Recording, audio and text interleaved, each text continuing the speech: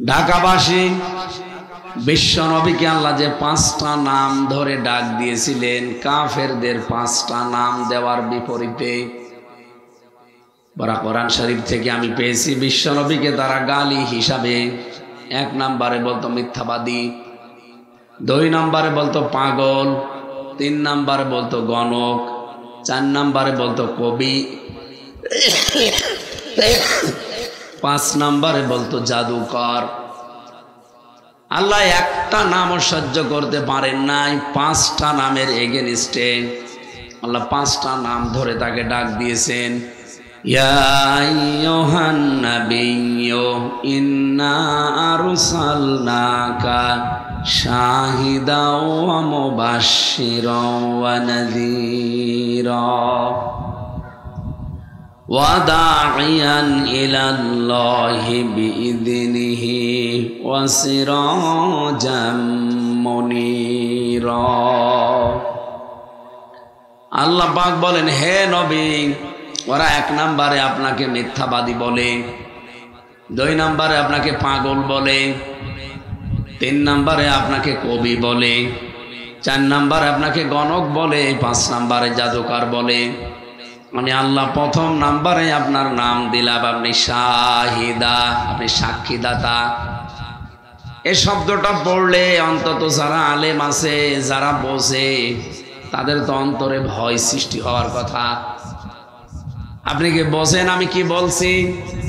শাহিদান, বিশ্বনবীকে আল্লাহ সাক্ষীদাতা বানিয়েছিলেন।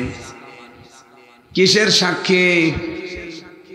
কোরআনে কারিমে আল্লাহ আয়াতের ব্যাখ্যা করতে গিয়ে আরেকটা আয়াত দিয়েছেন, সূরা আলে ইমরানের 41 নম্বর আয়াত, সূরা নিসার 4 নম্বর 5 নম্বর পারার 3 নম্বর পৃষ্ঠার 15 নম্বর লাইনে আছে, ফাকাইফা ইযা জিনা মিন কুল্লি উম্মাতিন বিশাহিদ ওয়াজিনা বিকা আলা হাউলাই শাহিদা।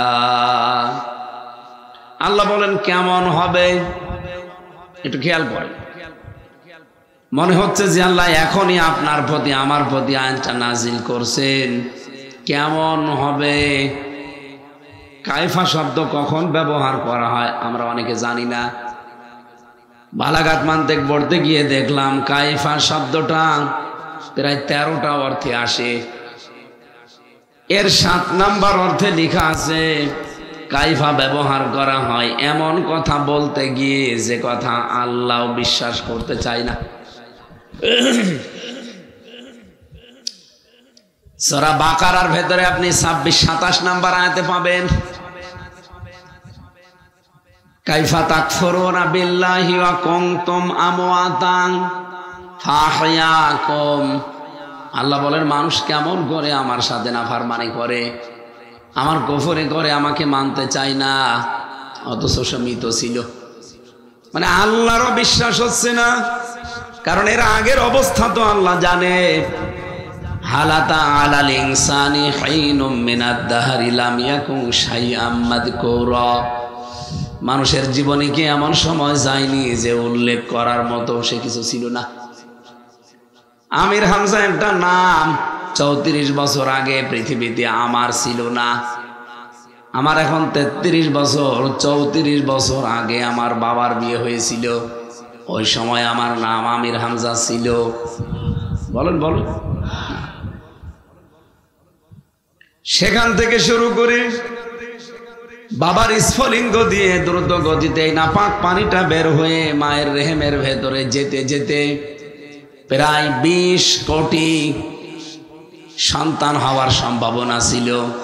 মায়ের পেট ছোট, এই কারণে আল্লাহ এতগুলো সন্তান এখানে ধারণ করাননি। হয়তো কারো 1টা 2টা 3টা 5টা 7টা 13টা পর্যন্ত সন্তান পৃথিবীতে আমরা দেখেছি। ক্যালিফোর্নিয়ায় এক মহিলা। বিজ্ঞান এখন কম্পিউটারের মাধ্যমে দেখতে পাচ্ছে বাবার এই বীর্যটা যখন মায়ের রেহেমের ভেতরে যেতে থাকে, সবাই ওই ডিম পান পাওয়ার জন্য দৌড়াতে থাকে দলে দলে। কেউ হয়তো মায়ের জরায়ু দেওয়ালের সাথে ধাক্কা লেগে পড়ে যায়, ওই পর্যন্ত যাওয়ার ক্ষমতা শুধুমাত্র আল্লাহ হামজাকে দিয়েছে, আর আমার ভাই বোন যারা ছিল বাকি সব রাস্তায় পুড়ে মরে গেছে। এ পর্যন্ত আমি আসলাম, এখানে যদি আল্লাহ শেষ করে দিতে পারতেন, ইচ্ছা করলে পারতেন, করেননি। তিলে তিলে নেই থেকে যিনি অস্তিত্ব দিয়েছেন তিনি আমার রব। খাবার ব্যবস্থা করলেন ওই মায়ের পেটের ভেতরে, ওখান থেকে দুনিয়ার মুখ দেখালেন। পৃথিবীতে বহু মানুষ দুনিয়ার মুখ দেখার সময়ও মারা যায়, জন্ম নিয়ে মারা যায় না? এমনকি পৃথিবীতে আসার পরও অনেকে দেখি একটু জীবিত থেকে যা বিদায় নিয়ে চলে যায়। বলেন তো এরকম একটা অবস্থা আল্লাহ আমার জীবনের উপরে দিতে পারতো না? এখান থেকে শুরু করে এই যে 33 বছরে চেয়ারে বসে থাকা পর্যন্ত আল্লাহ একটা বিষয় স্মরণ করিয়েছে যে মানুষ আমার সাথে যে নাফরমানি করে কি করে। আমি আল্লাহরই তো বিশ্বাস হয় না যে নাফরমানি করতে পারে, কারণ ও তো কিছুই ছিল না। আমি আল্লাহ নিজে ওকে জীবন দিয়েছি, আবার মরণ দেব, আবার আমার কাছেই ফিরে আসা লাগবে। কাইফা শব্দ ব্যবহার করা হয় কখন? আমি কি বোঝালাম যে আল্লাহ বিশ্বাস করতে চাই না এমন শব্দ বলার আগে। সূরা আনামের 81 নম্বর আয়াত দেখবেন, অকাইফা আখাফু মা আশরাকতুম ওয়ালা তাখাফুনা আন্নাকুম আশরাকতুম বিল্লাহ ইলা আখির আয়াত। আল্লাহ এখানে কাইফা ব্যবহার করে জানিয়েছে, এটা যদিও ইব্রাহিম আলাইহিস সালামের কথা। তিনি জাতির লোককে জানিয়েছিলেন, হে আমার জাতির লোকেরা, আমি কিভাবে ভয় করব যে আল্লাহর সাথে শিরিক করে তোমরা ভয় পাও না, ওই আল্লাহর একাত্মবাদের কথা আমি প্রচার করতে গিয়ে ভয় পাবো। কি করে ভয় পাবো? আমার তো ভয় আসে না। তোমরা আল্লাহর সাথে শিরিক করে ভয় পাও না, আর আমি আল্লাহর একাত্মবাদকে প্রতিষ্ঠা করার জন্য দাওয়াত দিয়ে ভয় পাবো, এ কথা তোমরা ভাবো কি করে? মালাম ইউনাসিল বিহি আলাইকুম সুলতানা, তোমাদের পক্ষে কোনো দলিল নেই, আর আমি যে প্রচার করি দাওয়াত দে আমার পক্ষে সহিফা আল্লাহ দিয়েছেন। জোরে বলেন সুবহানাল্লাহ। এই আয়াত থেকে কিছু পেয়েছেন? কি ঘুমাচ্ছেন? কিছু পেয়েছেন আয়াত থেকে? আমাদের যিনি জাতির পিতা, যার সন্তান আমরা দাবি করি, হযরত ইব্রাহিম আমাদের নাম রেখেছিলেন মুসলিম বা মুসলমান, সেই বাবার সন্তান আমরা, তার মতোই কথা বলা দরকার। আজ বাংলাদেশে যারা শিরিক করেন, আল্লাহর তৈরি করা পাঠানো আইন বাদ দিয়ে অন্যের আইন যারা এদেশে কায়েম করতে চান, আপনি শিরিক করে ভয় পান না, আর আমি আল্লাহর আইনের পক্ষে কাজ করে ভয় পাবো। আপনি ভয় দেখাবেন আর আমি জড়সড় হয়ে যাব। আমি তো নমরুদের সন্তান না, আমি ইব্রাহিমের সন্তান।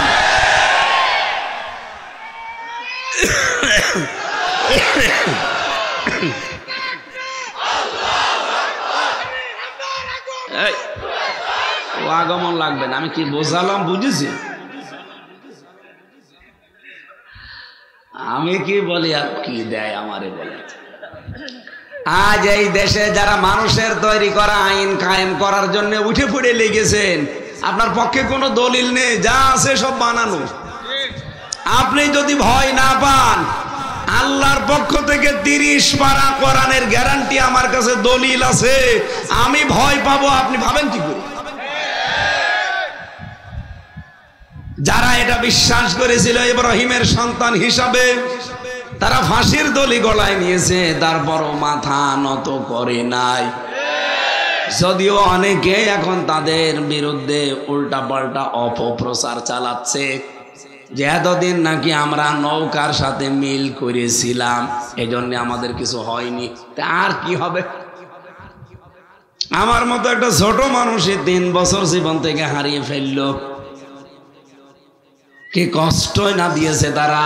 আমার মাথার চুল থেকে পায়ের তালু পর্যন্ত 1 ইঞ্চি জায়গা ওরা বাকি রাখে না যেখানে টর্চার করেনি। ফাঁসির ওই কন্ডেম সেলের ভেতরে 3 বছর একাধারে এক রুমে তালা মেরে রেখেছিল। খাবার দিয়েছে, দেয়নি, যা দিয়েছে খাওয়া যেত না। চিকিৎসার কোনো ব্যবস্থা ভালো উন্নত ছিল না। এই জন্যই তো এত রোগ এখন শরীরে দেখা দিয়েছে। স্বাভাবিক হতে পারছি না, কারণ 3 বছর যা গেছে এটার ধকল উঠতে সময় লাগবে। 11 জন মানুষ দুনিয়া থেকে বিদায় নিয়ে চলে গেল এ দলের। হাজার হাজার মানুষ ওই 15 বছরে একাধারে, অনেকে ছেলে, কেউ পালিয়ে, এমনকি কেউ আয়না ঘরে কাটিয়েছে। এত জুলুম, অত্যাচার, নির্যাতন বাংলাদেশের ইতিহাসে হয়েছে কিনা আমি জানি না। এরপরেও যদি কেউ এখন তহমত দেয়, মিথ্যা কথা বলে যে এরা নৌকার সাথে আতাত করেছিল এই জন্য এদের কিছু হয়নি, তা আপনি আবার কি হতে বলছেন? আপনি কি আরো কিছু হতে বলতে চান?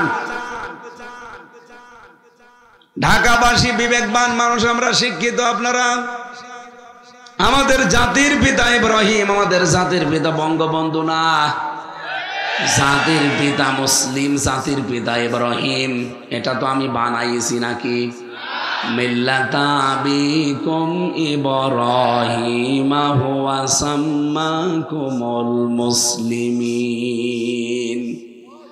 রব্বুল আলামিন বলেন এখানে হুয়ার ফাইল আমি আল্লাহ নিজেও হতে পারি, ইব্রাহিমও হতে পারে, দুইটাই আছে। ধরেন ইব্রাহিম আলাইহিস সালাম এখানে ফাইল, উনি নিজে আমাদের নাম রেখে দিয়েছেন মুসলিম।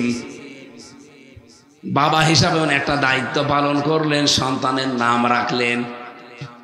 আমরা অনেক বাবা এখানে আছি, আধুনিক বাবা যারা, ওদের জিজ্ঞাসা করবেন যে কি নাম রেখেছেন, এমন নাম বলে শয়তানও হাসে। কুষ্টিয়াতে সেদিন একটা দোকানের সামনে জোড়া অক্ষরে লেখা দেখলাম, হোমাজা লোমাজা স্টোর। এটা সরান, দায়িত্ব আছে কারা?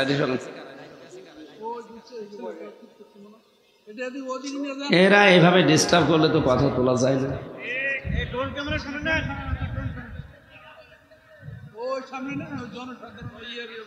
না,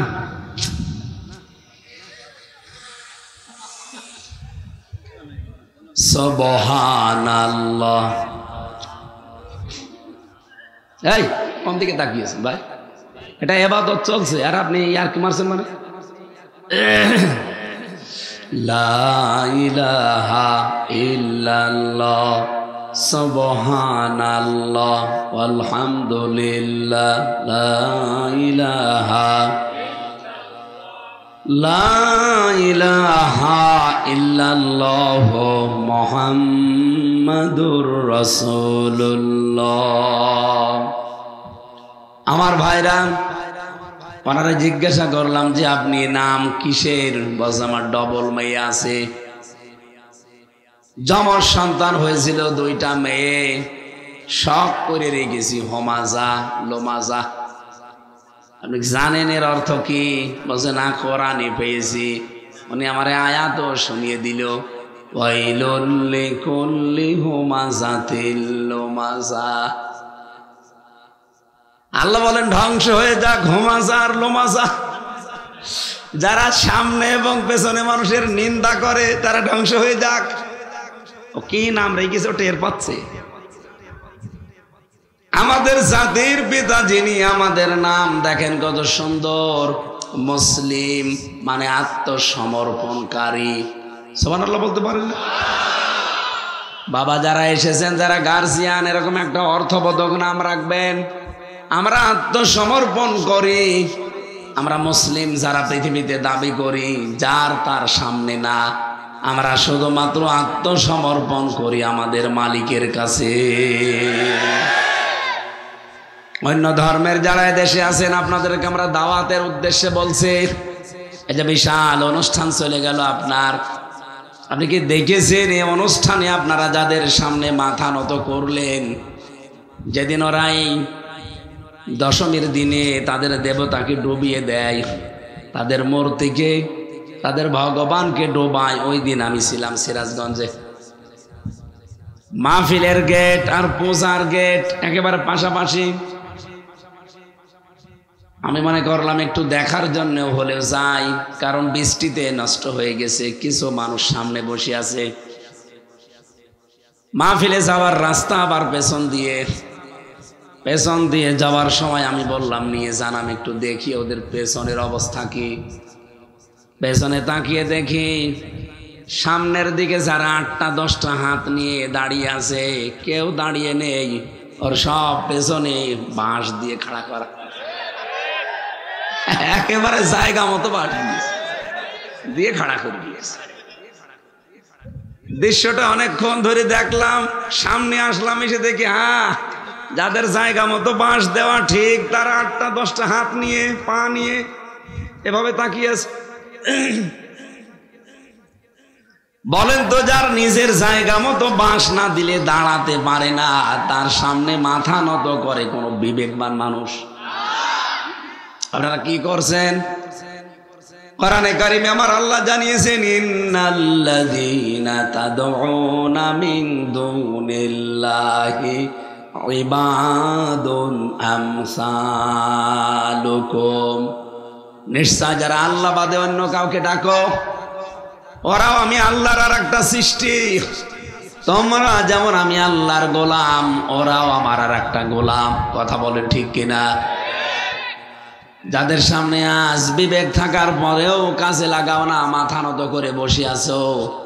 ইয়া আইয়ুহান্নাস দরিবা মাসালুম ফাসতামিউ লা ইন্নাল্লাযীনা তাদউনা মিন দুনিল্লাহি লা ইয়াখলুকু যুবাবান ওয়ালাউ ইজতামাউ লা ওয়া ইয়াসলুবহুমুয যুবাবু শাইআন লা ইয়াস্তানকিযুহু মিন ضعفাত তালিব ওয়াল মাকলুব। শব্দ এক একটা ওজন কত টের পাচ্ছেন? আল্লাহ বলেন, হে পৃথিবীর মানুষেরা, ইন্নামা মাসালুম ইয়া আইয়ুহান্নাস দরিবা মাসালুম ফাসতামিউ লা। উদাহরণ আল্লাহ কিভাবে সেট করেছেন, যাদেরকে ডাকো আমি আল্লাহ বাদ দিয়ে, ওরা কি তোমার কথা শুনতে পায়? এমনকি মশা মাছি যদি নাকের উপরে বসে পায়খানা করে, তাও তাড়াতে পারে না। দফাত তালিব ওয়াল মাতলুব, যারা তলব করে এবং যার কাছে তলব করা হয়, দুইটাই কত দুর্বল। আপনারা যারা চাচ্ছেন সাহায্য, আপনারা যেমন দুর্বল, যার কাছে সাহায্য চাওয়া হচ্ছে ওইটা আরো দুর্বল। কথা বলেন না কেন? আমার মনে হয় এরপরে আর বিবেকবান মানুষের জন্য কিছু বলার থাকে না।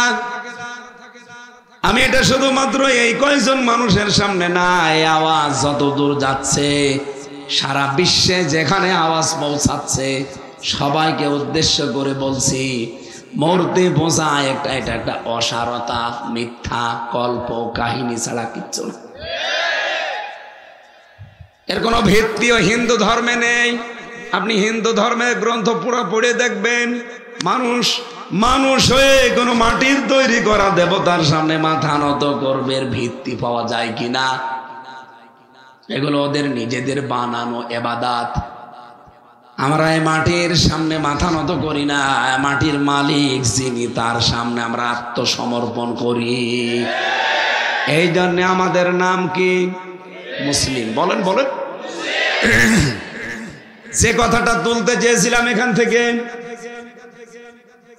জাতির পিতা ইব্রাহিম আলাইহিস সালাম জাতির লোকদেরকে বললেন, হে আমার জাতির লোকেরা, আমি ভয় পাবো কি করে? আমি তো আল্লাহর একাত্মবাদ প্রতিষ্ঠার জন্য চেষ্টা চালাই, যার পক্ষে দলিল আছে। আল্লাহ আমার উপরে সহিফা নাজিল করেছে। আর তোমরা যাদের কোনো দলিল নেই, এটা দিয়ে বাংলাদেশের সাথে এখন ইব্রাহিম নবীর সন্তান এবং নমরুদের সন্তান ভাগ হয়ে যাবে। নমরুদের সন্তান যারা, তারা মানুষের তৈরি করা নিয়ম নীতি কায়েম করার জন্য চেষ্টা চালাবে। এইটাই তাদের কাছে যুদ্ধ, এইটাই জিহাদ, এইটাই সংগ্রাম, এইটাই তাদের চেতনা। এক কথা বলে না কেন? কিন্তু ইব্রাহিমের সন্তান যারা, তারা এই পৃথিবীতে আল্লাহর একাত্মবাদ প্রতিষ্ঠার জন্য চেষ্টা চালাবে। দেখবেন প্রতিটি মানুষ যখন ইব্রাহিম আলাইহিস সালামের শেখানো এই দোয়াটা পড়ে নামাজে দাঁড়ায়, যদিও আমরা অনেকে মনে করি এটা যাই নামাজের দোয়া না, এটা আল্লাহু আকবার বলার পরে পড়া লাগে। ইন্নী ওয়াজ্জাহতু ওয়াজহিয়া লিল্লাযী ফাতারাস সামাওয়াতি ওয়াল আরদা হানিফা ওয়া মা আনা মিনাল মুশরিকিন। রব্বুল আলামিন বলেন, জাতির পিতা ইব্রাহিম জাতির কাছ থেকে মুখ ফিরিয়ে বলেছিল, আমার এই চেহারা বলতে শুধু এই 3.5 হাত বডি না, মানব জীবন চালাতে যা লাগে সবগুলো এখানে অজহনের ভেতরে শামিল। আমার সন্তানাদি এখানে অজহন, আমার সম্পদাদি এখানে অজহন, আমার ক্ষমতা এখানে অজহন, আমার যে চেয়ারে আমি বসে আছি এই চেয়ারটা আমার অজহন। সবগুলোকে আজ আমি ঘুরিয়ে দিলাম ওই আল্লাহর দিকে, যিনি আকাশ আর জমিনের উদ্ভাবক। আমি লোক দেখানোর জন্য এটা করি না, হানিফা, আমি মন থেকে এটা করছি একনিষ্ঠভাবে, ইখলাসের সাথে। ওমা আনা মিনাল মুশরিকিন। জাতির লোকেরা এই কথাটা জেনে রাখো, আমি কিন্তু মুশরিক না, শিরিক করি না। আমার প্রশ্ন হচ্ছে, তিনি সর্বশেষে কথা কেন বললেন যে ওমা আনা মিনাল মুশরিকিন? আমি মুশরিক না, আমি কিন্তু শিরিক করি না। আয়াতের ব্যাখ্যা পড়তে গিয়ে সূরা শূরা 13 নম্বর আয়াতের শেষের আগের অংশটা আমি মিলিয়েছি। এদিকে তাকান, খুব গুরুত্বপূর্ণ বিষয়। আজ বাংলাদেশে আল্লাহর আইনের কথা বললে যাদের কাছে ধান্দাবাজি মনে হয়, যাদের কাছে দুনিয়ার কাজ মনে হয়, যাদের কাছে রাজনীতি মনে হয়, তাদেরকে বলছে সূরা শূরা 13 নম্বর আয়াতের শেষের আগে আছে, কাবুরু আলাল মুশরিকিনা মা তাদউহুম ইলাইহি। হে নবী, আপনি তাদেরকে যেদিকে ডাকেন, আসো আল্লাহর দিন কায়েম করি, আল্লাহর বিধানে জমিনে বাস্তবায়ন করি, এ কথা শুনলে সবচাইতে বেশি মন খারাপ হবে, খারাপ লাগবে, রাগ করবে যারা মুশরিক তাদের। আপনি কি মুশরিক? না, আপনি নিজে বলছেন যে আমি মুশরিক না, অথচ মুশরিকের আচরণ করছেন আপনি আমার সাথে। বলেন তো, সেই কুষ্টিয়া থেকে পর্যন্ত এই 200 কিলোমিটারের উপরে আমি এসেছি আমার বাবার আইন এদেশে কায়েম করার কথা বলতে। বলেন বলেন, আল্লাহর আইনের কথা বললে আপনার কাছে রাজনীতি মনে হয়, আপনি অবশ্যই যে কোনো ভাবে শিরিক করছেন। আর শিরিক করলে মানুষ হয়ে যায় মুশরিক, আর মুশরিকের কাছে আল্লাহর আইন ভালো লাগে না। এবার এই দেশে যারা আল্লাহর বিধানের কথা কায়েম করতে বললে রাগ করে, মন খারাপ করে, আপনি বিশ্বাস করতে পারেন সে লোকটা শিরিক করছে, হয়তো টের পাচ্ছে না, যে কোনো ভাবে তার দ্বারা শিরিক হচ্ছে, আর শিরিক হলেই লোকটা মুশরিক। মুশরিকের কাছে খারাপ লাগবেই।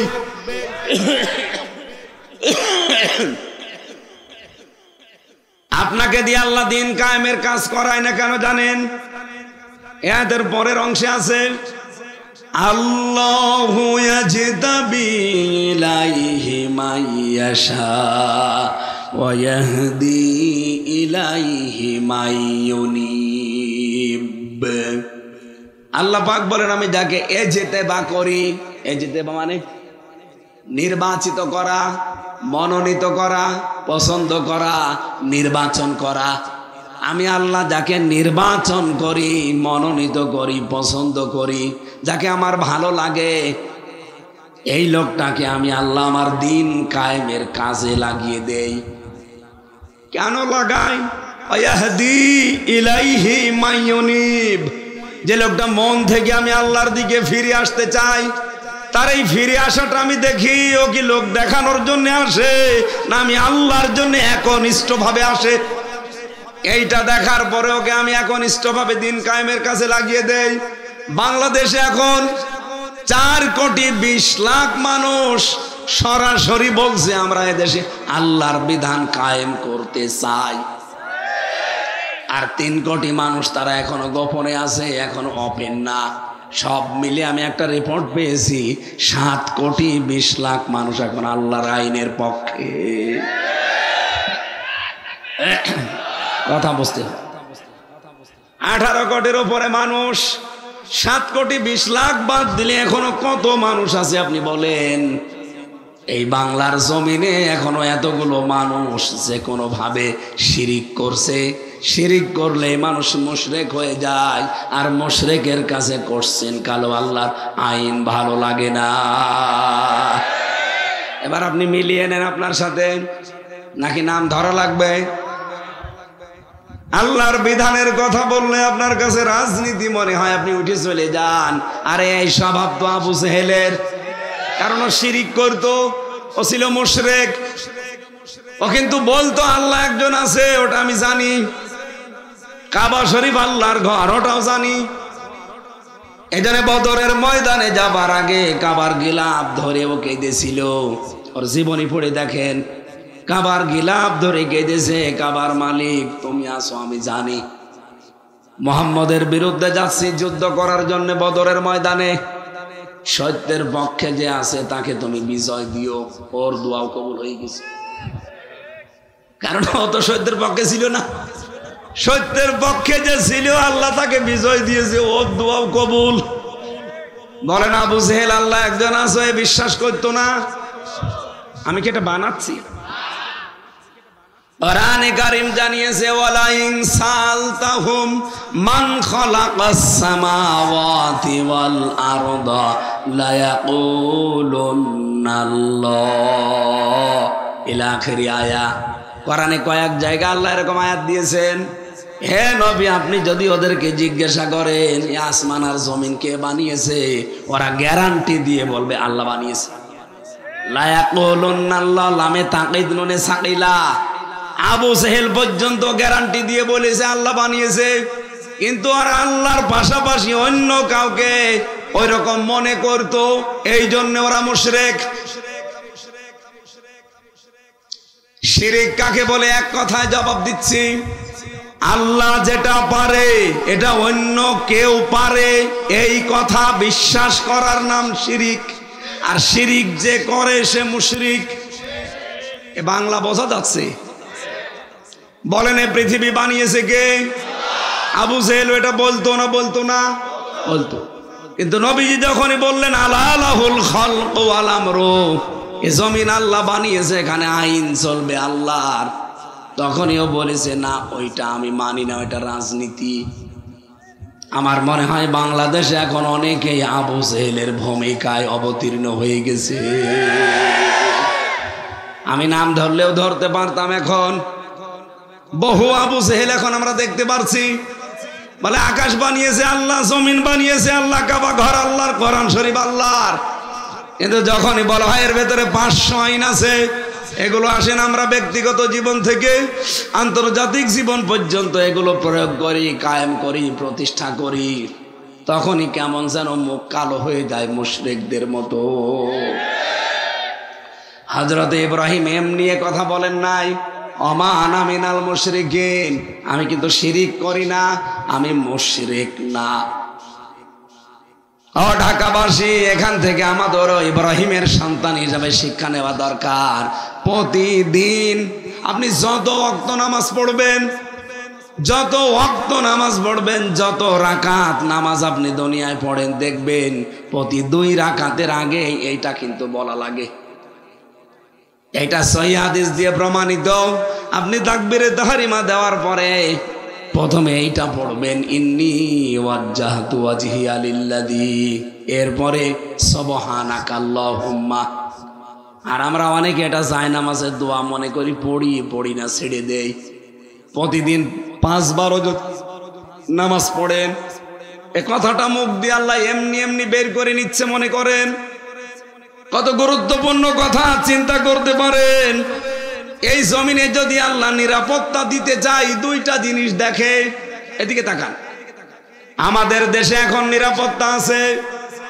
এক কথা বলা লাগবে। আমি এই আশুলিয়া থেকে কুষ্টিয়া, এই 210 কিলোমিটার যেতে আমার মনের ভেতরে কত রকমের ভয়। কি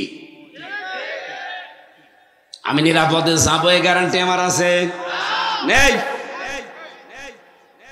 কোরআনে কারীম জানিয়েছে ওয়ামান দাখালাহু কানা আমিনা। সূরা আলে ইমরানের ৯৭ নম্বর আয়াতের মাঝের অংশে আছে রব্বুল আলামিন বলেন, আমার এই হারামের ভেতরে যারা প্রবেশ করবে আমি আল্লাহ তাদের নিরাপত্তা দিয়ে দেই।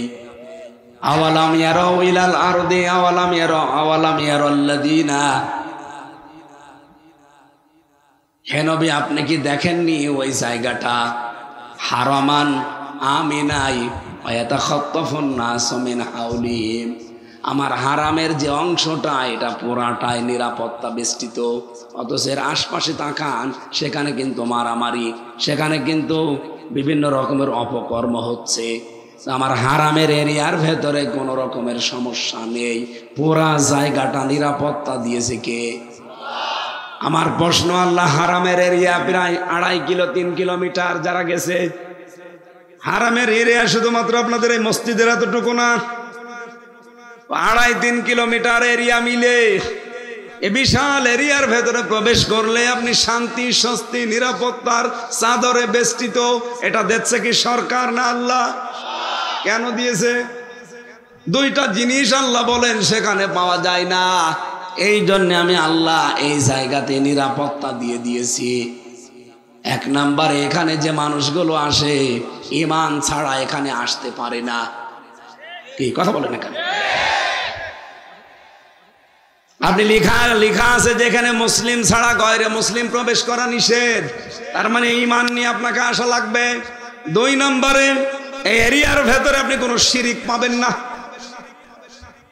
কোরআনে কারীমের সূরা নামের 82 নম্বর আয়াতের পরেরটা দেখবেন, আল্লাহ পাক বলেন আল্লাযীনা আমানু ওয়া লাম ইয়ালবিসু ঈমানাহুম বিযুলমিন উলাইকা লাহুমুল আমন।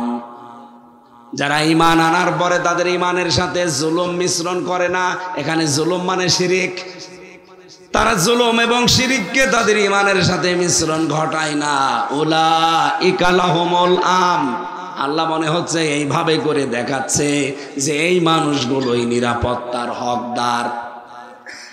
আমার প্রশ্ন হচ্ছে, বাংলাদেশের 56,000 বর্গ মাইল কি কাবা শরীফ? বলেন বলেন। এরিয়াকে যদি এখন নিরাপত্তার বেষ্টনী দিতে হয়, বাংলাদেশে শিরিক করা চলবে? আরো জোরে বলেন। শিরিক আমরা যারা করছি না করব না, কেউ যেন না করে। 2 নম্বরে আমাদের ঈমানের সাথে অন্তত যেন কোনো জুলুম এবং শিরিক মিশ্রণ না ঘটে। এই কথা প্রতিদিন আপনার মুখ দিয়ে আল্লাহ কত শতবার বের করে নেয়, বল যে আমি মুশরিক না, আমি শিরিক করি না। এই কথাটার উপরে আপনি অটল থাকতে পারলে আল্লাহ আপনার উপরে খুশি হয়ে যাবে, কারণ সব গুনাহ আল্লাহ মাফ করে দিলেও দিতে পারে, শিরিক মাফ হবে না। এত বড় জুলুম এটা আল্লাহর সাথে। তাহলে শিরিক করে আপনি ভয় পাচ্ছেন না দেশে, আর আমি আল্লাহর একাত্মবাদ প্রতিষ্ঠা করতে গিয়ে ভয় পাবো। আপনি মনে করেন, কি মনে করেন আপনি? এই জন্য ইব্রাহিম নবী বলেছে ওয়া কাইফা খাফু মা আশরাকতুম, কি করে আমি ভয় করব? তোমরা শিরিক করে ভয় পাও না, আর আমি আল্লাহর আইনের পক্ষে কথা বলে ভয় পাবো, এটা কোশ্চিন কালোর সম্ভব না। তাহলে কাইফা ব্যবহার করা হয় কোন সময়? যেই কথাটা আল্লাহ বিশ্বাস করতে চান না তখন। এরকম কোরআনে কারিমে 19 জায়গায় পাবেন আপনি। আমি যেটা বলতে চেয়েছিলাম, কিয়ামতের দিন আল্লাহ পাক বলেন কেমন হবে তখন, যখন হে নবী আপনাকে আমি আল্লাহ সাক্ষী বানাবো। আজকের মাহফিলের মুরব্বির নাম কি? মোতাহার সাহেবকে আল্লাহ মনে করেন কিয়ামতে তার সামনে দাঁড় করাবে। আল্লাহ নিজে চেয়ারে বসে বিচারকের ভূমিকায় আছে। আপনি একটু নিজেকে দাঁড় করান তো ওই জায়গায়। আল্লাহর সামনে আপনি দাঁড়িয়ে আছেন, আল্লাহ পাক বলেন আমার নবীকে ডান দিকে বা বাম দিকে আমি দাঁড় করাবো সাক্ষী হিসাবে। সে সাক্ষী দেবে, তার সাক্ষীর উপরে ভিত্তি করে আমি আল্লাহ বিচার করব। এই যে দৃশ্যটা আল্লাহ এইটাই ফুটিয়ে তুলেছেন আয়াতে, যে কেমন হবে তখন। কি দৃশ্য তৈরি হবে বল মোতাহার। আল্লাহর সামনে তুমি দাঁড়িয়ে আছো, নবীজি তোমার সাক্ষী। এখন আমার প্রশ্ন, এই পৃথিবীতে এখন নবীজি আছে? বলেন বলেন, কি আছে? না, আপনি বোঝেননি। আমি নিজেই প্রথম কয়েকবার পড়ে বুঝি না, আর আপনি একবারে বুঝে ফেলবেন। এটা ডিপলি বিষয়, গভীরে যাওয়া লাগবে। এবার আপনাদেরকে আমি যে আয়াত পড়েছিলাম, আমি আয়াতের তাফসিরের দিকে যেতে চাচ্ছি এই একটা মাত্র কারণে। আমি আগে চারটা একটু বলে নেই, টাচ দেই। নবীজিকে আল্লাহ সাক্ষীদাতা, সুসংবাদদাতা, ভীতি প্রদর্শনকারী, ডাক নেওয়ালা এবং উজ্জ্বল প্রদীপ করে দুনিয়ায় পাঠিয়েছিলেন। এই পাঁচটা নাম আল্লাহ কাফেরদের দেওয়া নামের এগেনস্টে ব্যবহার করেছেন। বলেন সুবহানাল্লাহ। তার প্রথম নামটা তিনি সাক্ষীদাতা। যেহেতু তিনি এখন নেই, সাক্ষী দেওয়া লাগে দেখে দেখে। যদিও আমাদের দেশে অনেকে না দেখেও সাক্ষী দেয়। 15.5 বছরে দেখেননি, সাক্ষী দিয়েছে 71 সালের, ওর জন্ম হচ্ছে 75 সালের। আমি কি বেশি বলছি? আল্লামা সাঈদী রহমতুল্লাহ আলাইহি ওনাকে যে ধর্ষণ মামলাটা দিয়েছিল, মামলা তো অনেকগুলো তার নামে, এই ধর্ষণ মামলায় যে মহিলাকে সাজিয়েছে ওরা, অ্যাডভোকেট তাজুল ইসলাম, এখন যিনি আন্তর্জাতিক অপরাধ ট্রাইব্যুনালের প্রসিকিউটর, উনি ওনাকে জিজ্ঞাসা করছে, মা আল্লামা সাঈদী আপনাকে ধর্ষণ করেছে? জি। আপনার জন্ম কত সালে? বলছে 1975 সালে। উনি ধর্ষণ করেছে আপনাকে 71 সালে, আর আপনার জন্ম 1975 সালে। ওটাকে রুহের জগতে। উনি ওই দিনই বলেছিলেন, মাননীয় বিচারক, মাননীয় আদালত, আপনি একটু দেখেন তো মেলে কিনা। বিচারপতি তো কালামানিক, বিসি উড়ে গেছে। এমনি তো বিসি ওড়ে নাই। এই শয়তান ওই দিন বলেছিল, না, সাক্ষী যাই হোক না কেন, রায় সব বানানো আছে। এই চলছিল, সাক্ষী দেওয়া লাগে দেখে দেখে, না দেখে সাক্ষী হয় না। অথচ আমার মামলারও 4 জন সাক্ষী ছিল, আমি একটাকেও জীবনে দেখি নাই, তারাও আমাকে দেখে নাই। আন্দাজে আগস্টের 5 তারিখের আগে তো কিছু বলতে পারি নাই। 5 তারিখের পরে একবার যে বললাম যে দাদা হিন্দু, গৌতম মিষ্টি বিক্রি করে, যে একদিন বললাম দাদা সাক্ষী তো দিলেন আদালতে আমার বিরুদ্ধে, যে এ হচ্ছে বাংলাদেশে কি আনসারুল্লাহ বাংলা টিমের প্রধান। সত্যি করে বলেন তো, আনসারুল্লাহ বাংলা টিম আপনি কিছু বোঝেন? বোঝেন না। আপনি আমারে দেখেছেন কোনোদিন? না। কিভাবে কি বললেন? যে আমারে টাকা দিয়েছিল আর বলেছিল এটা বলবি, বলে দিয়েছি। এই ছিল সাক্ষী। কিন্তু মোতাহার সাহেব যখন আল্লাহর সামনে দাঁড়াবে, আল্লাহ নিজে বিচারপতি, যে সাক্ষীটা আল্লাহ হাজির করবে। এখানে যেহেতু রসুলের নাম আছে, রসুল তো আমাদের কাছে নেই, মোতাহারের কাছেও নেই, সাক্ষী দেবে কি করে? বলেন। আমি আলেমদেরকেও বলছি, বলেন তো দেখি সাক্ষী দেবে কি করে? সাক্ষী তো দেয় সেই লোকটা যে দেখে, উনি তো দেখেইনি। 1500 বছর আগে উনি বিদায় নিয়েছে, কি করে সাক্ষী দেবে? আয়াতের আধুনিক তাফসির দেখবেন। এই জন্যে আমি তাফসির মাহফিলে আলেমদেরকে আসতে বলি। আপনি আধুনিক তাফসির দেখবেন, নবীজি এই হাদিস আমি যেটা পড়েছিলাম, আনা খাতামুন নাবিয়্যিন লা নাবিয়্যা বাদি, আমি শেষ নবী, আমার পরে কোন নবী রাসূল দুনিয়ায়। বলেন বলেন। কিন্তু হাদিসটা শেষ হয়নি, এখনো 3-4 লাইন আছে। নবীজি বলেন, আল উলামা ওয়ারাসাতুল আম্বিয়া, এই পৃথিবীতে যারা আলেম তারা আমি নবীর ওয়ারিস, উত্তরাধিকারী, নায়েবে রাসূল। আমি বিদায় নিলাম ঠিক, কিন্তু আমার নায়েব রেখে গেলাম, আমার স্থলাভিষিক্ত। এই আলেমরা যখন থাকবে, ওই জামানায় যে উম্মত উল্টা পাল্টা কাজ করবে, আলেমরা হবে তার সাক্ষী। সুতরাং হাফিজুর মাওলানা নামের আগে আলেম লেখা আছে, উনি এলাকায় যারা বসবাস করেন তাদের জন্য কিয়ামতের দিন উনি সাক্ষী হবে।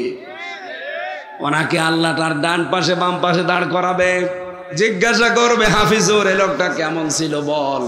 যেহেতু রসুল নেই, উনি রসুলের নায়েব। এই কথা বলছেন না কেন? এখন হাফিজুরের মতো যারা মাওলানা আমরা আছি, বগল বাতসি কাজ হয়েছে, তার বিরুদ্ধে বলবো। এখন মাওলানা আবার মাওলানার মতো হওয়া লাগবে তো। মাওলানা যদি হয় ফরুদ্দিন মাসুদের মতো, ওর বিরুদ্ধে তো সাক্ষী দেবে। এই কথা বলছে না কেন? মাওলানা হওয়া লাগবে মাওলানার মতো।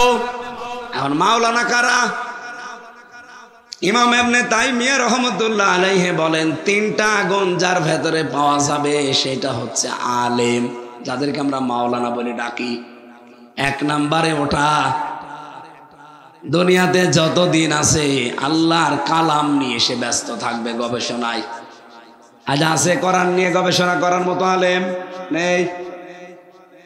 দুই নম্বরে আল্লাহর ইবাদতে নিজেকে মগ্ন রাখবে। কই ইবাদত তো আমরা পাই না, খালি নামাজ পড়া রোজা রাখায় কালো জব্বা গায়ে দেওয়া ইবাদত না।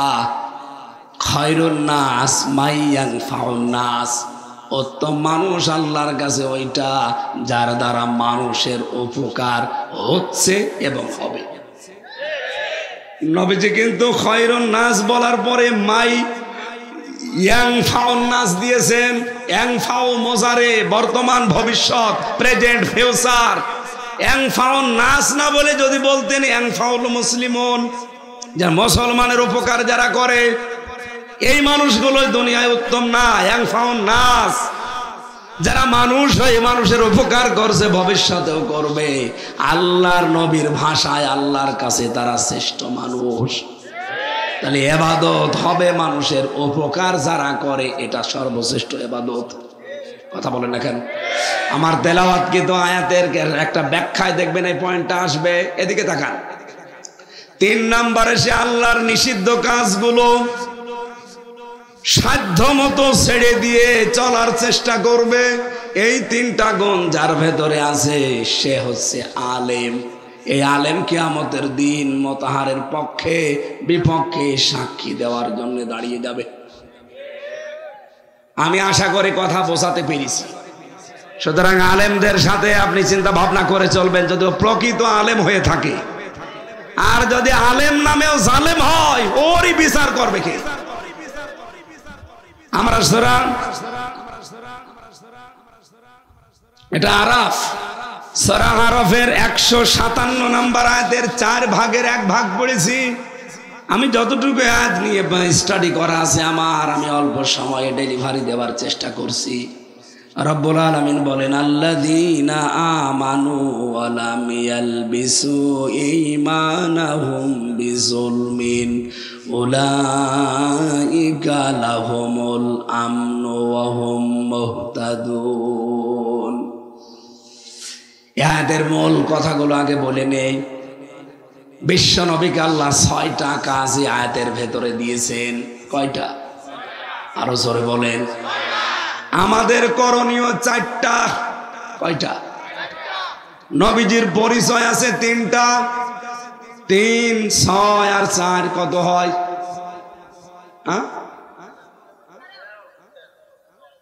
13টা বিষয় আছে আজকের আয়াতে। আমরা খুব তাড়াতাড়ি 13টা বিষয় শিক্ষা নিয়ে বাড়ি যেতে চাই ইনশাআল্লাহ। রব্বুল আলামিন বলেন, আল্লাযীনা ইয়াত্তাবিউনার রাসূলাল উম্মিয়াল্লাযী ইয়াজিদুনাহু মাকতুবা ইনদাহুম ফিত তাওরাতি ওয়াল ইনজিল। তোমরা অনুসরণ করো সেই রাসূলের, যে রাসূলের পরিচয় আল্লাহ এখানে 3টা দিয়েছেন। 1 নম্বরে তিনি রাসূল ছিলেন, 2 নম্বরে তিনি নবী ছিলেন, 3 নম্বরে তিনি উম্মি ছিলেন।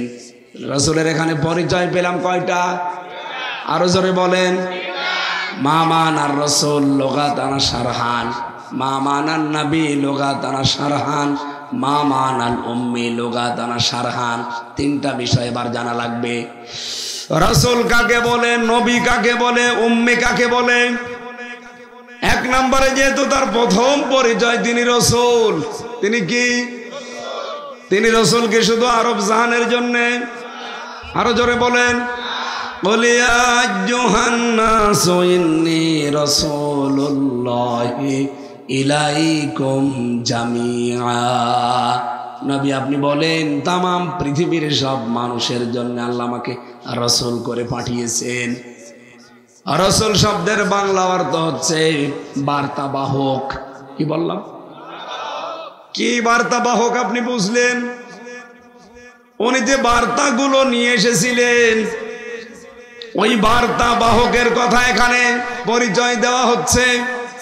আপনি যদি রাসূলুল্লাহকে অনুসরণই করতে চান, রাসূলের যত বার্তা দুনিয়ায় এসেছে এই বার্তাগুলো আপনাকে মানা লাগবে। এই জন্য বিশ্ব নবীকে আল্লাহ 40 বছর থেকে 63 এই 23 বছরের দিকে তাকিয়ে দেখবেন একটা মিনিট সেকেন্ড এদিক ওদিকে হতে দেননি। কি করে সংরক্ষণ করা লাগবে সেই ব্যবস্থা আল্লাহ করে দিয়েছেন। যখন ওনার বয়স 25, 40 বছরের একজন মহিলার সাথে আল্লাহ তার বিবাহের ব্যবস্থা করলেন।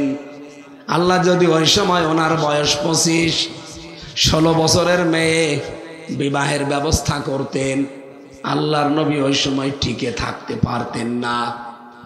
কারণ 40 বছরে নবী হওয়ার পরে যতগুলো দায়িত্ব তার উপরে এসেছে এই দায়িত্ব পালন করতে হলে ফেরি সময় লাগে। হযরতে খাদিজাতুল কুবরা যেহেতু এর আগে 2 বার 3 বার সংসার করা মানুষ, তিনি পরিপক্ক, তিনি বাস্তবতা বোঝেন। তার চাহিদা আল্লাহর ওই পর্যায়ে রাখেননি। এই জন্য বিশ্ব নবীকে আল্লাহ তার সাথে বিবাহ দিয়ে দিন প্রচারের কাজ তার দ্বারা আল্লাহ সাহায্য সহযোগিতা নিয়েছিলেন। কথা বলেন না কেন? আজ যারা নবীর চরিত্র নিয়ে কথা বলে যে আয়েশার মতো 9 বছরের মেয়েকে উনি বিবাহ করলো, ওনার চরিত্র ভালো না, আপনি কি বোঝেন এর ভেতরে সিগনিফিকেন্স কি আছে? 9 বছরের ব্যবহার, 9 বছরের বাচ্চাকে তিনি বিবাহ করেছিলেন, তখন ওনার বয়স 53 বছর।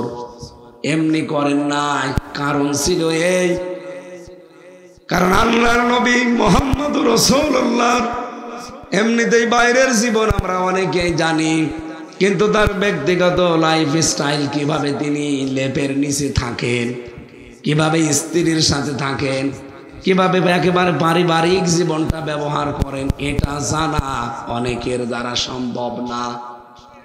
অথচ আল্লাহ এর আগেই নাজিল করে জানিয়ে দিয়েছেন, লাকাদ কানা লাকুম ফি রাসূলিল্লাহি উসওয়াতুন হাসানা, অবশ্যই তোমাদের জন্য আমার রাসূলের জীবনের ভেতরে মহত্তম আদর্শ আছে। ওনার জীবনটা শুধুমাত্র 1 থেকে 40 না, 40 থেকেও 63। এই জীবনটা আপনাকে সরাসরি জানতে হলে এর একটা মিনিট সেকেন্ডটা জানে এদিকে ওদিকে হারিয়ে না যায়। এই জন্য এমন একজন মানুষ সংরক্ষণের জন্য দরকার, যিনি সব সময় সাথে থাকতে পারেন, যিনি মেধাবী, তীক্ষ্ণ বুদ্ধি সম্পন্ন হওয়া লাগবে। আর সেইটা ছিলেন হযরতে আয়েশা সিদ্দিকা। একটা সেকেন্ডটা তিনি বাদ দেননি। কত হাদিস তিনি বর্ণনা করেছেন নবীজির ব্যক্তিগত জীবন নিয়ে। হযরতে সাদ বিন হাশিম রাদিয়াল্লাহু রাহমাতুল্লাহ আলাইহি, সাদ বিন হাশিম ইনি একজন বুজুর্গ তাবিঈ ছিলেন। হযরতে আয়েশার কাছে এসে বললেন, হে মা, আমি রাসূলকে দেখি নাই, তো বিশ্বনবী কেমন ছিলেন আপনি একটু বলেন দেখি। হযরতে আয়েশা ডাক দিয়ে বলে, সাদ, তুমি কি কোরআন শরীফ পড়োনি? আওয়ালাম তাকরাউল কোরআন? উনি বললেন, হ্যাঁ, আমি তো কোরআন পড়ি। হযরতে আয়েশা বলেন, কানা খুলুকুল কোরআন, এই পড়া কোরআনটাই হচ্ছেন আমার নবীর চরিত্র। বলেন সুবহানাল্লাহ। হযরতে আয়েশা যদি এ বয়সে তার স্ত্রী হয়ে না যেতেন, আমরা তার লাইফ স্টাইল, বাস্তব এবং গোপন অনেক বিষয় উম্মত হিসাবে জানতেও পারতাম না, নিজের জীবনে মানতেও পারতাম না। বিশ্বনবীকে আল্লাহ যত বার্তা দিয়েছিলেন সব বার্তাগুলোকে আল্লাহ সংরক্ষণ করেছেন এই 13টা স্ত্রীর মাধ্যমে। এখানে আমি বিস্তারিত লিখেছিলাম, কিন্তু ব্যাখ্যায় যাওয়া সম্ভব হচ্ছে না, আমি 11টায় শেষ করব। দুই নম্বরে তিনি নবী ছিলেন। নবী মানে বলেন বলেন, নবী মানে সাংবাদিক। সাংবাদিক বলা না, সংবাদ, এখান থেকে সাংবাদিক। নবী শব্দটা এটি ইংরেজি আপনি নিয়ে যান, নিউজ, NEWS। আমি একটু মিলিয়ে দেখলাম যে নিউজ লিখতে যে 4টা ইংরেজি অক্ষর লাগে। কেন লাগে?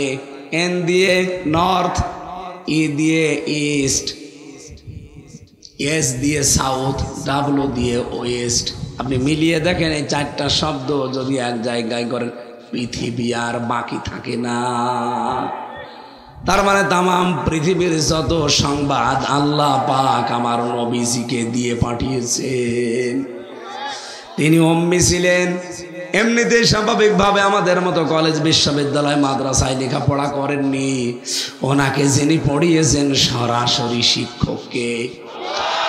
এই পৃথিবীতে 2 জন মানুষের শিক্ষক শুধুমাত্র আল্লাহ। একজন আমাদের নবী, আর একজন হযরত আদম আলাইহিস সালাম। রব্বুল আলামিন ওই কথাটা এখানে তুলে ধরলেন যে তোমাদের যে নবীর পরিচয় দিলাম, এই পরিচয় তোমরা পাবে কোথায় জানো? ইনদাহুম ফিত তাওরাত ওয়াল ইনজিল। তাওরাত এবং ইনজিল যেটা এখন তোমাদের কাছে আছে, এটা যেমন তেমন ভাবে না, লিখিত অবস্থায় পাবে, মাকতুবান। আমি এই মাকতুবান শব্দের ব্যাখ্যাটা পড়ছিলাম, কেন আল্লাহ মাকতুবান দিলেন। আজ ইহুদি খ্রিস্টানরা, তাদের কাছে ইনজিল আছে, তাদের কাছে তাওরাত আছে। আমি বাইরের দেশে গিয়ে যখন ইহুদিদের সাথে মিশেছি, জিজ্ঞাসা করি যে আপনার নাম কি? চেহারা দেখলে বোঝার কায়দা নেই যে ইহুদি। এত বড় বড় দাড়ি, বিশাল পাগড়ি মাথায়, আমার চাইতে বড় জুব্বা গায়, ধবধবে চেহারা, দেখলে মনে হবে যে আসমান থেকে মনে হয় কেবল নেমেছে। নাম জিজ্ঞাসা করলে এমন একটা নাম বলে, নামের তালিকা দেখলে আমি বলি না এটা ইহুদি। কনফার্ম হওয়ার জন্য যদি বলি যে আপনার নবীর নাম কি, হোয়াট ইজ ইয়োর প্রফেট, তখন বলে জোসেফ। কি বলে? জোসেফ মানে মুসা আলাইহিস সালাম। ইহুদিরা কাকে মানে? খ্রিস্টানদের সাথে মিশেছিলাম, জিজ্ঞাসা করলাম যে আপনার নাম কি? নাম শুনি আমি নামের তালিকা যেহেতু জানি যে খ্রিস্টানদের নাম এরকম হয়, নাম শুনে বুঝে ফেলেছি যে মুসলমান না খ্রিস্টান। কনফার্ম হওয়ার জন্য যে হোয়াট ইজ ইয়োর প্রফেট, নবীর নাম কি, তখন বলে যিশু। যিশু মানে ঈসা আলাইহিস সালাম। আপনি লিখিত অবস্থায় তাদের তাওরাতে, তাদের ইনজিলে যেটা তারা মাইনে চলে, যদিও তারা পরিবর্তন করে ফেলেছে, এই সমস্ত বাইবেলে, ওল্ড টেস্টামেন্ট, নিউ টেস্টামেন্টে লেখা আছে। দেখবেন আমাদের নবীর নাম যদি 99 জায়গায় থাকে, মুসা নবী, ঈসা নবীর নাম এক জায়গায় আছে। আল্লাহ বলেন ইনদাহুম ফিত তাওরাত ওয়াল ইনজিল। তোমাদের কাছে যে তাওরাতের ইনজিল আছে, এখানে আমি যেমন তেমন না, লিখিত অবস্থায় নবীর ওই পরিচয়গুলো তুলে ধরেছি। ইয়াতি মিন বাদি ইসমুহু আহমদ। তোমাদের পরে একজন আসতেছে যার নাম হবে আহমদ। আমরা যাকে মোহাম্মদ বলে ডাকি, সাল্লাল্লাহু। রব্বুল আলামিন বলেন এই নবীজির পক্ষে এখন কাজ করা লাগবে। উনি এই দুনিয়ায় 6টা কাজ করেছিলেন। 1 নম্বরে ইয়ামুরুহুম, তিনি তোমাদেরকে আদেশ দিয়েছেন বিল মারুফ, সৎ কাজের, ওয়া ইয়ানহাহুম আনিল মুনকার, তোমাদেরকে তিনি অন্যায় কাজে বাধা দিয়েছেন। বাংলা অর্থ ঠিক আছে? কথা বললেন না? ঠিক নেই। এখানে আলেমরা বসে আছে না, কোন দিকে তাকাচ্ছেন? হানিফ ভাই, আপনার জন্য এবার বলছি, খেয়াল করে শোনেন। আমি বললাম না গতানুগতিক কথা বলি না, আমি যা বলি ওখান থেকে একটা বাস্তব কিছু শিক্ষা দেওয়ার চেষ্টা করি। এবার আলেমদের লাগবে এই জায়গায়। আমি শেষ করে দেব, এই পয়েন্টটা আমার গুরুত্বপূর্ণ পয়েন্ট।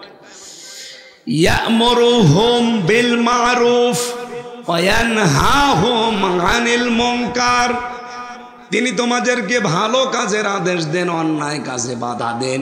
এটা আমরা জন্মের পর থেকে বাংলা অর্থ শুনেছি। আমার প্রশ্ন, এখানে যারা আরবি বোঝে কোন অভিধানে আপনি দেখাতে পারবেন মারুফ মানে ভালো কাজ? কোন জায়গায় পেয়েছেন কোনদিন? বলে যারা লেখাপড়া করেন আলেম পেয়েছে? আমি তো আর একেবারে কম পড়ি নাই, 1 থেকে মাস্টার্স পর্যন্ত করেছি কোরআনের উপরে, কামেল করেছি।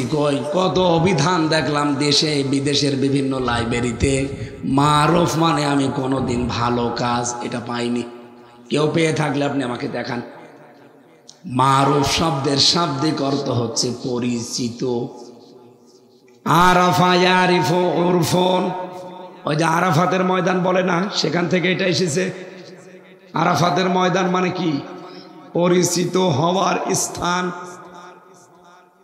তাহলে যে মারুফ শব্দটা বলে পড়া কোরআনে বহু জায়গায় আল্লাহ বলেন তামুরুনা বিল মারুফ বা ইয়ামুরুনা বিল মারুফ, তোমরা ভালো কাজের আদেশ দাও, আমরা এই অর্থ করি। অথচ এখানে বলা হচ্ছে তোমরা পরিচিত কাজের আদেশ দিবা।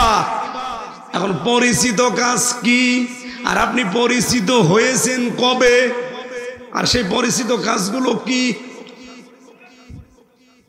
আমি কি বেশি বলছি না যার লাইন মতো ঠিক আছে? আর একটু ভালো করে খেয়াল করে শোনেন। যেহেতু মারুফ মানে সৎ কাজ না, মারুফ মানে পরিচিত।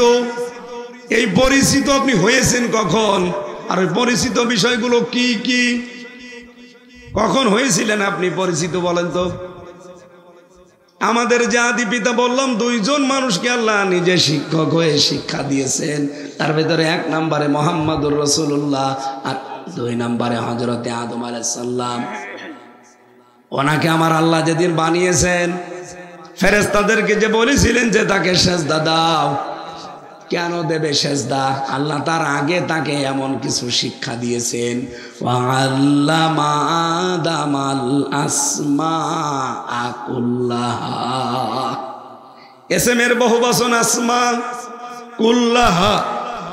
আল্লাহ পাক বলেন আমি নিজে, এখানে ফাইল, ওয়াল্লামা এর ফাইল আল্লাহ নিজে। আমি নিজে শিক্ষা দিয়েছি আদমকে যত কিছুর নাম সবগুলো। আমরা অনেকেই মনে করি নাম মানে এখানে আলু, পটল, ভেঙা, ঝিঙা, বেগুন, এগুলো নাকি? বলেন বলেন। আমরা কিন্তু এইটাই জানি যে ওই দিন সব জিনিসের নাম আল্লাহ তাকে শিখিয়ে দিয়েছে একবারে। ফেরেশতাদের জিজ্ঞাসা করেছে, ফেরেশতারা পারেনি। আদমকে জিজ্ঞাসা করেছিল, সব বলে দিয়েছে। এই কারণে সেজদা দিতে বলিস না। গভীরভাবে চিন্তা করেন এই আয়াতের শব্দগুলো নিয়ে। আল্লাহ পাক কেন তাকে সেজদা দেওয়ার জন্য বলেছিলেন? কারণ তাকে এমন কিছু শিক্ষা আল্লাহ দিয়েছেন। এখানে গুরুত্বপূর্ণ ক্লাস, যেহেতু এই ক্লাসে আল্লাহ আলু, পটল, ঝিঙা, বেগুন, কচু এগুলো শিখাতে পারে না। আমার প্রশ্ন হচ্ছে, এদিকে তাকান, এখানে সরাসরি শিক্ষককে, আরো জোরে, ছাত্র আদম। অনেকে সাধারণ মানুষ না নবী? আরো জোরে বলেন। তাম পৃথিবীতে যত মানুষ আসবে কিয়ামত পর্যন্ত সবার উনি কি? পিতা। আরো জোরে বলেন। সরাসরি শিক্ষক আল্লাহ, ছাত্র নবী, আর জায়গা যেটা ক্লাস কোথায়? জান্নাতে। আপনি কি বাস্তবতা কিছু বুঝলেন? এখানে ক্লাসরুম এমনি এমনি ক্লাস করা লাগে না। ক্লাস 1 এর ক্লাস 2, 3, 4 এর ক্লাস। আর যারা গবেষণা করে, পিএইচডি হোল্ডার, যারা এফসিপিএস, এফআরসিএস করছে গবেষণায়, তাদের ওই ক্লাস 1। বলেন বলেন। আমি বাইরের দেশগুলোতে গেলে আগে লাইব্রেরিতে যাই। মালয়েশিয়ার ইন্টারন্যাশনাল ইসলামিক ইউনিভার্সিটির লাইব্রেরিতে গিয়েছিলাম, বিশাল। এখানে যে গবেষণাগার আছে, যারা এখানে ডক্টরেট করছে, পিএইচডি করছে, ওদের গবেষণাগারে যে সমস্ত সরঞ্জামাদি, যে সমস্ত যন্ত্রপাতি, গবেষণা করার জন্য যে সমস্ত মাল ম্যাটারেস আছে, আমাদের বাংলাদেশে কোনো বিশ্ববিদ্যালয় একটাও আমি পাইনি।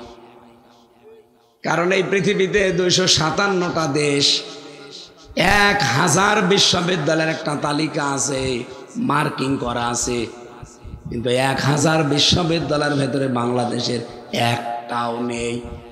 কারণ সেই মানের পড়াশোনা নেইতে যাবে কি করে। মালয়েশিয়ার একটা আছে, কেন আছে কি করে এখানে আমি দেখি, ওখানে লেখাপড়া যদি হয় 30 ভাগ, গবেষণা হয় 70 ভাগ। ওরা একটা শব্দ নিয়ে চিন্তা করে, প্লেন বানানো লাগবে, একটা লবণ কণার ভেতরে যে উপাদান আছে, এখান থেকে যদি আপনি লবণ কণার উপাদানগুলো বের করতে চেষ্টা করেন, আমির হামজার মেধা 1000 আমির হামজা লাগবে, তাও এই কণা শেষ করতে পারবে না। এগুলো তারা গবেষণা করে করে বিভিন্ন জিনিস বানায়। আর আমাদের দেশে তো লেখাপড়া নেই, গবেষণা কি করবে, কার পেছনে বাঁশ দেওয়া যায়, শুধু এই গবেষণা। তাহলে বিশ্ববিদ্যালয়ের মার্কিং করা হয় কিসের উপরে, গবেষণা। বলেন বলেন। তাহলে আল্লাহ যেহেতু ক্লাস নিচ্ছেন শিক্ষক হিসাবে, ছাত্র আমির হামজা না, মোতাহার আলী না, ছাত্র সরাসরি আদম নবী। আর ক্লাসরুমও দুনিয়ার এই মিয়াজান মাদ্রাসা না, কোথায়, কত উচ্চ ক্লাস, কত উচ্চ মানের ক্লাস হতে পারে। ওই ক্লাসে আপনার কি মনে হয় আল্লাহ আলু পটল ভেঙা ঝিঙ্গা বেগুন কচু এগুলোর নাম শিখিয়েছে? কি শিখিয়েছিলেন? সেইটার নাম ইয়ামুরুহুম বিল মারুফ। তিনি তোমাদেরকে পরিচিত কাজগুলোর আদেশ দেন। এই পরিচিত কাজ ওই দিন আদম নবী শিখেছিলেন এক ক্লাসে। এই পড়া কোরআন শরীফের ভেতরে পরিচিত কাজ আছে 500। কত? আমি একটা একটা করে লাইন আকারে সব বের করে লিখেছি। 500টা শরীয়তের বিধান আছে এখানে। ওই এক ক্লাসে আল্লাহ তাকে শিক্ষা দিয়েছিলেন। যেহেতু তিনি পরিচিত হয়েছিলেন ওই ক্লাসে, এখন প্রশ্ন আসতে পারে যে আমাদেরকে আল্লাহ নির্দেশ দিচ্ছে ইয়ামুরুহুম, হুম তো বহু বচন, এটা তো জমির, এর ভেতরে হামজা যেমন আছে, হানিফ তেমন আছে, হাফিজুর আছে। তাহলে হোম দিল কেন? সরাসরি আদমের নাম না দিয়ে হোম দিয়েছেন এই জানে। ওই ক্লাসে আমরা ছিলাম না, আমাদের বাবা ছিল, আর বাবার পৃষ্ঠদেশ থেকে আল্লাহ একবারে আমাদেরকে বের করেছেন। এটা আমি বানাচ্ছি, এটা সূরা আরাফে 172 নম্বর আয়াতে পাবেন। ওই দেখো যা রব্বুকা মিন বানি আদামা মিন যুহুরিহিম যুররিয়াতাহুম ওয়া আশহাদাহুম। আমি যখন আদম নবীর পৃষ্ঠদেশ থেকে তার সন্তানগুলো সব একবারে বের করে নিলাম, এই যে একবারে আমাদের সবাইকে আল্লাহ বের করেছেন। আমাদের বাবা ক্লাসে ছিল, তার কাছ থেকে আমরা অটোমেটিক ওই ক্লাসের জ্ঞানগুলো পেয়েছি। এই জন্য লেখাপড়া না করলেও দেখবেন একজন জানে যে কোনটা ভালো কাজ, কোনটা মন্দ কাজ। এই যে ভালো কাজ 500, মন্দ কাজ 500। আপনি কোন দিন শিখেছেন? কোন ক্লাসে শিখেছেন আপনি? কে আপনাকে শিখিয়েছে? এগুলো সব আমাদের বাবা এক ক্লাসে শিখেছে। ওগুলো তার রোহানি সন্তান হিসেবে আমরা সব পেয়ে গেছি। এখন এই পৃথিবীতে আপনাকে এই যে পরিচিত কাজ যেগুলো যদি আপনার মনে না থাকে, ভুলে যান, এই যে দিয়েছেন আল্লাহ কোরআন, এখানে ওই 500 1000 আছে। এই 500টা ভালো কাজ আপনি জানবেন। এই তাফসীর মাহফিলগুলোতে এই জন্য আসা লাগে। এখন যদি সিরিয়াল হিসাবে আমি 500টায় বলতে যাই, আমারও গলা ভেঙে যাবে, আপনারও মনে থাকবে না। আপনাকে আমি সহজ করে দিলাম, পড়বেন। এই 500টা ভালো কাজ, মন্দ কাজ, এগুলো আমরা পরিচিত আছি, আমাদেরকেও শেখানো লাগে না। ওই এক ক্লাসে আমরা শিখেছি, লেখাপড়াও করা লাগে না, এমনি আমরা জানি। জেনা করা খারাপ কাজ, এটা কি লেখাপড়া করা লাগে? চুরি করা খারাপ কাজ, লেখাপড়া করা লাগে? কবে শিখেছেন? ওই ক্লাসে। যেহেতু ওটা গবেষণা ধর্মী ক্লাস ছিল, গুরুত্বপূর্ণ ক্লাস, একবারও ক্লাসে আমরা যা পেয়েছি দুনিয়ায় এসে শুধু ঝালাই করব, মিলাবো, মনে করব, আর দুনিয়াতে আমরা বাস্তবায়ন করব। তাহলে আমাদেরকে এই পরিচিত কাজের আদেশ করা লাগবে, ওয়ানহাহুম আনিল মুনকার, আর নিষেধ করা লাগবে অন্যায় কাজের। মুনকার শব্দের শাব্দিক অর্থ যেটা আপনার বিবেক মেনে নেয় না। আল্লাহ যেহেতু নাহা শব্দটা দিয়েছেন, নাহা মানে শুধু নিষেধ করা না, নাহা মানে বাধার প্রাচীর তৈরি করা। এখানে স্রোত চলছে, আমি আর হাফিজুর মৌলানা যে যদি বলি ফো দিলাম বন্ধ হয়ে যা, হবে? এটা বাধার প্রাচীর দেওয়া লাগবে, আইল দেওয়া লাগবে, বাধাল দেওয়া লাগবে। এক কথা বলছেন না কেন? এই দেশে যে অন্যায়গুলো হবে এটা শুধু ওয়াজের দ্বারা বন্ধ হবে না, নসিহত করলে বন্ধ হবে না, এটা বাধার প্রাচীর তৈরি করা লাগবে। সেই বাধা দেওয়ার জায়গায় গিয়ে 54 বছরে ইসলাম গেছে যায়নি।